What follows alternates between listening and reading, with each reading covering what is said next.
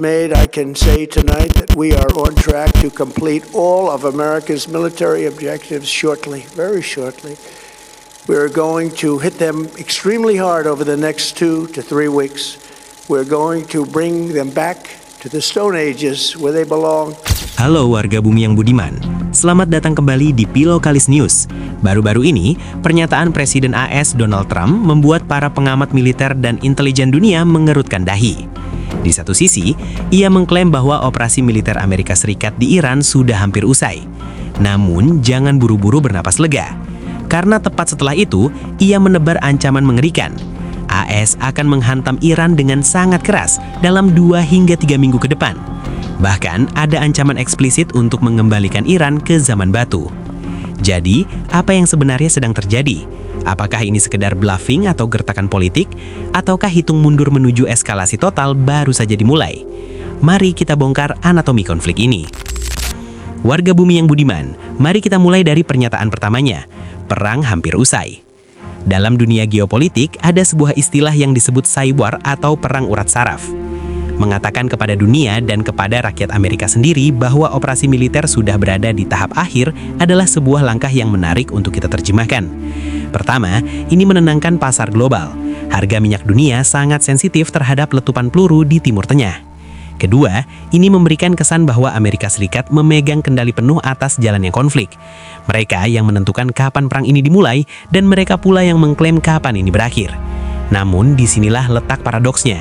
Jika sudah hampir usai, untuk apa ada jadwal serangan besar-besaran di 2 hingga 3 minggu ke depan? Trump secara spesifik menyebut rentang waktu 2 hingga 3 pekan ke depan. Dalam militer, waktu 2 minggu bukanlah waktu yang singkat. Ini adalah jendela waktu yang biasanya digunakan untuk konsolidasi logistik dan pengumpulan intelijen. Artinya, Amerika sedang memposisikan alutsista mereka, mengisi ulang persenjataan presisi tinggi, dan memastikan satelit mata-mata mereka telah mengunci target-target paling vital di dalam wilayah Iran. Target yang katanya, jika dihancurkan, akan membawa Iran kembali ke zaman batu. Sekarang, mari kita bedah frasa kembali ke zaman batu. Ini bukan sekedar majas hiperbola warga bumi yang budiman.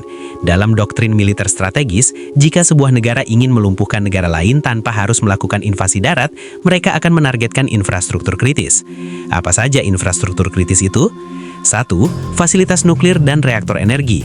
Ini adalah jantung kebanggaan sekaligus kekuatan strategis Teheran. 2. Pusat komando dan pangkalan militer Garda Revolusi. Ini urat nadi militer Iran. 3. Infrastruktur sipil atau ekonomi, kilang minyak, jaringan listrik.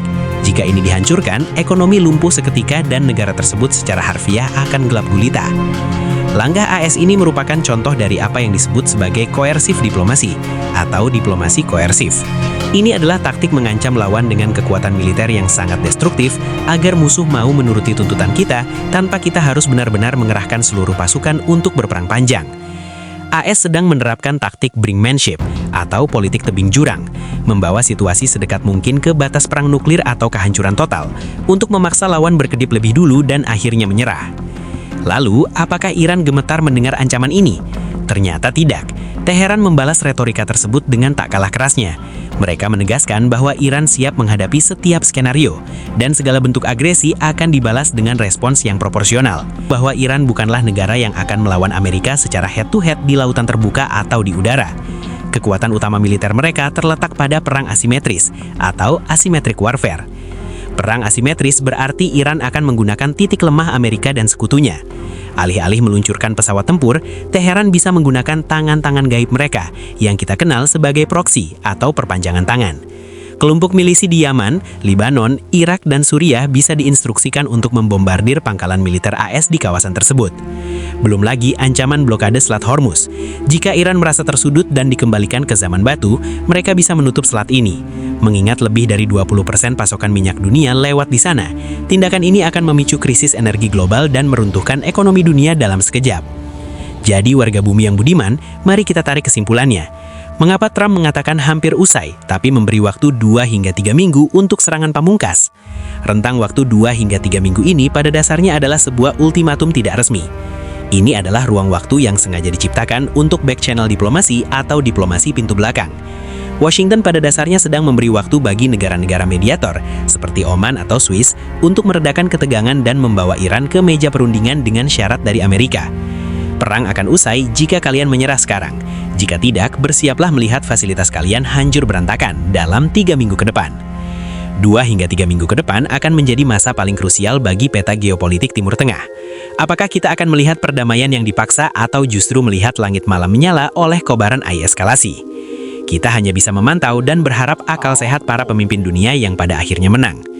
Terima kasih sudah menonton analisis hari ini. Jangan lupa untuk tekan tombol like, subscribe, dan bunyikan loncengnya agar kalian tidak ketinggalan update geopolitik terpanas. Bagaimana pendapat kalian? Apakah ancaman zaman batu ini akan benar-benar terjadi atau hanya sekedar gertakan di atas kertas?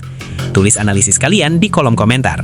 Saya pamit undur diri, tetap kritis, tetap rasional, dan sampai jumpa di Pilokalis News berikutnya. Why is gas $5 a gallon? And like, why do I have to pay rent?